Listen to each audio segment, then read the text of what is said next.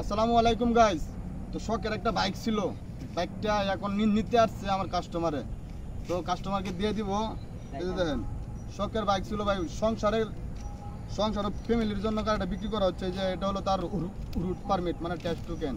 আর এটা হচ্ছে গাড়ির টেস্ট টোকেন, এই যে এটা হচ্ছে গাড়ির স্মার্ট কার্ড। আর এটা হচ্ছে গাড়ির দ্বিতীয় চাবি, এটা হচ্ছে গাড়ির ফার্স্ট চাবি। তো গাড়িটা বিক্রি করে দিলাম। ওই যে নাম কি ভাই? আর রিয়াদ, ওইদিকে কথা বলো। তো তো রিয়াদ ভাই, গাড়িটা কত দিয়ে কিনছো? 80,000 টাকা ভাই কিনছি। তো 80,000 টাকার বিনিময়ে গাড়িটা দিয়ে দিলাম। শখের বাইক ছিল আমার, তো এই যে টাকা নিয়ে আসছে।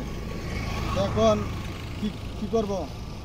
সংসার চালানোর জন্য কিন্তু আমি গাড়িটা বিক্রি করলাম। অরিজিনালি কথা হচ্ছে আমার কিন্তু আরো একটা গাড়ি আছে, তো সেটা হচ্ছে ওটু দিয়ে আমি আমার জীবন জীবিকা চালাবো।